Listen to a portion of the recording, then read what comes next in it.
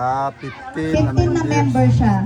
Tapos ngayon po, lahat po yung 15 na yon, ang tatakbuhan lang po ay BOD. Wala pong mga president or ano, basta BOD lang po ang lahat ng tatakbuhan na 15 na yon. 10 hanggang 15 na members pwede po kayong bumuo. Basta hindi bababa ng 10. At isa po sa mga qualification sa pagtakbo po ay kailangan po ay botante rito sa Sampiruhan, nagbabayad ng monthly contribution, tsaka po, ano pa nga ba isa? Kahit si kabutante, basta residente. Oh. Tsaka po, dito nakatira. Yun, dito po natigil, nagbibigay ng monthly contribution, tsaka botante ng Sampiruhan. Kaya po kung napansin nyo po kahapon na nag-ikot po kami, tinatanong po namin kung dito naboto. Kasi yun na po ang naging policy, tsaka napag-usapan po ng homeowners na isinangguni rin namin sa DSUD. Kaya kasama yung ating officer ng DSUD, si Mr. Arnulfo Corpus, na nag-meeting po kami. Yun. Ganun po ang ginawa naming proseso para hindi po malito yung mga tao. Kasi minsan po nagkakaroon po ng, di ba, nagkakaroon ng silipan na ang usapan, isa lang bawat bahay, nagkakaroon ng mga dalawang bumoboto, kaya lahat ng bawat pamilya, ng bawat miyembro na botante nakakaboto. Kaya ang gagawin na, ang ginawa natin, nag-ikot kami, kinuha namin yung pangalan ng mga may-ari talaga ng bahay na tinatanong namin kung botante sila rito. Tapos kung botante sila, sila yung pwedeng bumoto. Ngayon naman, kung hindi man sila pwedeng bumoto, pwede silang magbigay ng authorization letter sa isa sa kaanak nila na pwedeng bumoto na na dito naboto sa Sampiruhan. Kailangan po ng authorization letter. Pwede. Ganun po, para lang po tayo ay wala po kayong masilip kasi mahirap yung laging lahat na lang sinisilip, di ba? Para at least, kung gusto nyo lang wala kayong masilip, higpitan namin. Para wala kayong ngayon yung mga karamihan naman po sa atin, syempre wala naman po talaga na wala namang kahit anong gawin naman na maayos na pagpapatakbo, meron naman po talaga masasabi ang mga miyembro, di ba? Hindi naman po lahat napipilis ng ano. Kaya ang hamon ko lang po sa lahat, yung mga gusto po, tumakbo po kayo na para maranasan nyo rin yung pagiging officer. Kaya binuksan namin yun na wala nang president wala. Kasi isa rin yun sa isa rin yun sa naging bagong policy na ngayon ng DSUD eh. Wala nang president, wala nang BOD na lahat. Kasi yun nga po, yung pinaliwanag ni Pres na yung 15, kunyari 3 team ang nagpasok ng certification of candidacy. Doon sa tatlong team na yon, pipili kayo ng 15 na gusto nyong iboto.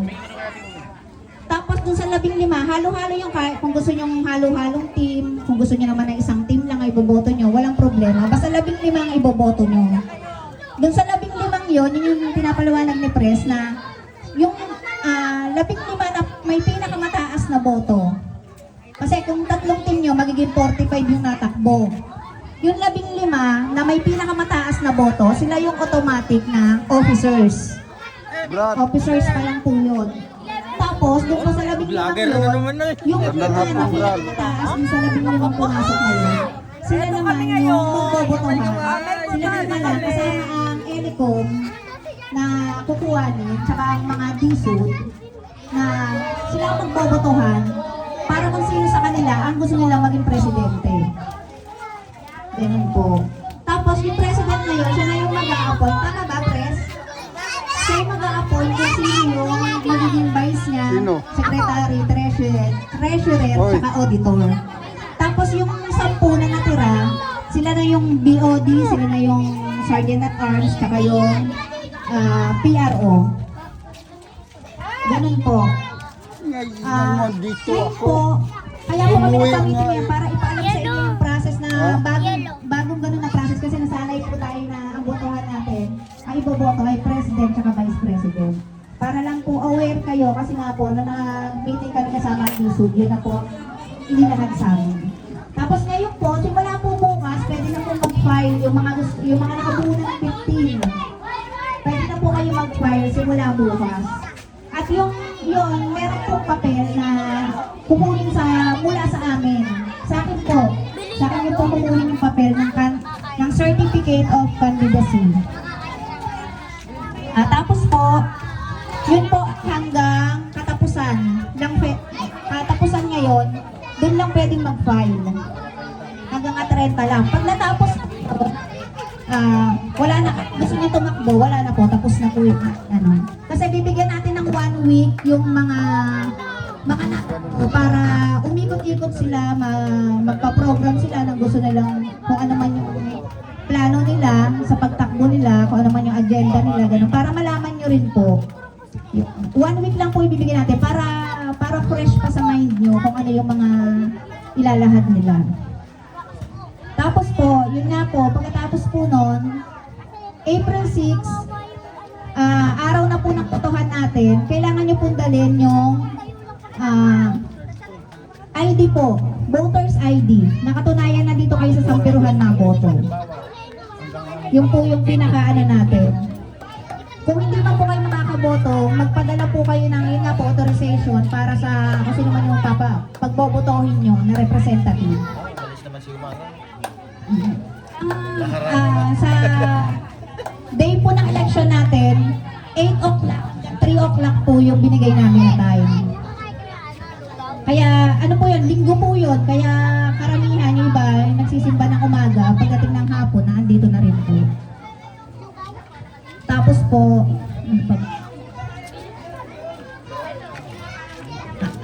kung meron po kayong tanong, pwede naman po kayo magtanong. Kung medyo naguguluhan kayo sa proseso or ano, pwede po kayo magtanong.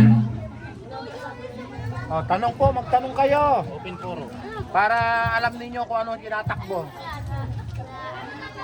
Pag di nyo nalaman, manood kayo sa Kaya YouTube. invite din natin si Press Arnold. Para, kasi siya yung DSUD eh. Siya yung DSUD dito sa lugar natin, officer. Para maipaliwanag din ngayon naging bagong I-message proseso. lang daw siya sa... Kinuha yung number. Okay. Salamat Ma'am Joy. Magandang hapon Pag sa mayroong ating lahat. nakakalimot dyan, manood sa YouTube. Paano ba bumuo? Dapat po alam natin kung paano tayo bubuo ng isang team.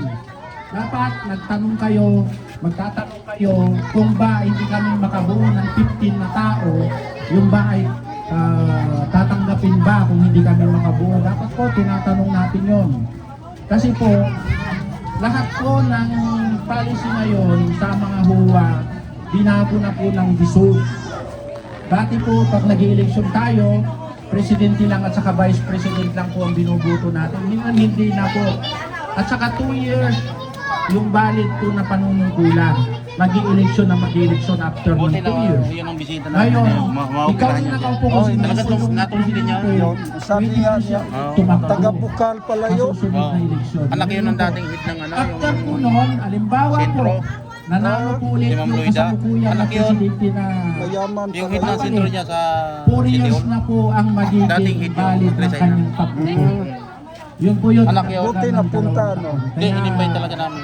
Sa susunod na eleksyon, marami na naman po pagbabago. Yan po kasi yung napag-uusapan namin Bait yun. kasama namin sa I-message DSUD. daw siya Dahil daw po ako ay isa akong sasagot. luha kami po. Oh, baka wala kayong Kaya bayaran. yung Wala program daw. ng ibang team, magtanong po kayo. Halimbawa po ako hindi, mayroon akong team, hindi ako nakapuno.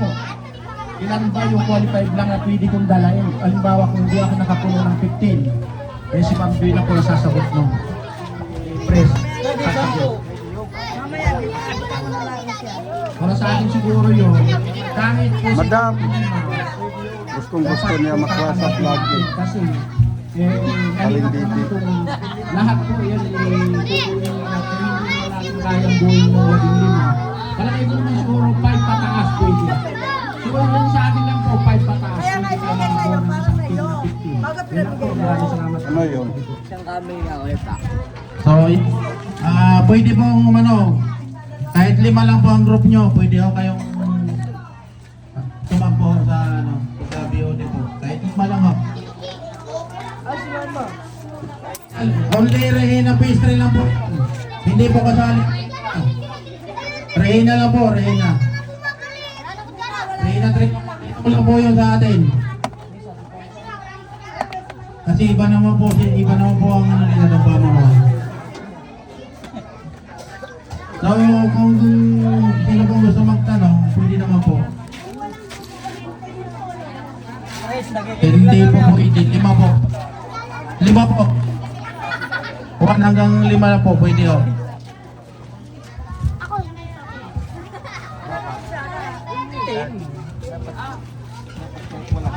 Ganito na lang po ang gagawin natin. Ito po ay para naman po sa ikagaganda yung ating lugar. Ito po yung katulad na lang po ito, ang dami pong pagawain. Ano po? Yung unang nagawa, lubak-lubak na, ay napakapangit naman po para doon sa mga anak natin. Lalo Tama yun. pagpapunta ng school. Ambagan Minsan tayo ng nakaba. simento. Hindi ko pa po alam na, gusto ko lang po alam sa inyo po noon, ako yung po, ang naging thinking ko po, yung Tama yun. Nag-iisa ka, kung pwede kang tumakbo. Kung papasok pwede sa kang school, tumakbo. nakalimutan baka Hindi kailangan magbuo ng nadulas team. po yung bata. Oo. Wala nang nangyari yung uniform na maputi. Hindi naging putik-putik na. Umiiyak po yung bata na umuwi sa bahay nila. King tinanaw ko. Kaya ako, pinapalak ko po yung mukha ko, nagtrabaho po ako, nanghingi po ako ng dapat po hingin. Dapat po, ganun din. Saka dapat po, makikipag po tayo bawat isa. Kasi kung hindi tayo po makikipag-cooperate ang bawat isa sa atin, wala po mangyayari yung gusto natin dito po sa atin. Sana po, lahat po tayo, kapag halimbawa po, ang napagkasunduan nila na butang po ay ay 4 pesos, para sa akin naman po, napakaliit na bagay na lang po yun. Mayroon naman po tayo kasi yung naibigay mo para mapaganda po yung ating homeowners kasi po, iniwanan nga po tayo ng developer. Wala naman ibang magpapaganda dyan, kundi tayo na rin na nandito. Sana po, magtulungan na lang po. Maraming po. Yan. Kung meron man po kayong mga tanong, pwede po kayo magtanong para para yung mga agam-agam nyo, masagot po namin. Di ang maganda diyan. Lahat tayong may sasakyan, magambagan tayo ng simento diyan. Ay, May tanong po ba? Sisiminto niyo. Kaya nga, kahit ang isang suko. Kahit ang isang suko. Hindi naman mabigat yun. Sasaraduan mo muna, doon muna kayo lahat dadaan para... At saka yung mga delivery hardware, hingian nyo ng pasway para pag Ayun, nasira. ilan po si Ate Nelly. Pag Kung nasira, yun ang kunyari daw ipagawa. ba, sa bawat lima, di ba? Tatanggapin natin yung 5 bawat isang team. Bigat yun. Ngayon, ang tinatanong niya, kung bawat Ay, 5, hindi. Kayo lang. sa isang Hindi team, ako baka sinabi. napakadaming team. Kung tatanggapin Kayo daw ba lang. natin? Oo, tatanggapin Hindi, po natin suggest lang yung yung mga team. akin. Hindi, tama naman yan. Wala pong problema Kasi kung 5 lang yung laging nabuo nila, kung mabigat sila lang ang yung gusto track nila na yun. magkakagrupo.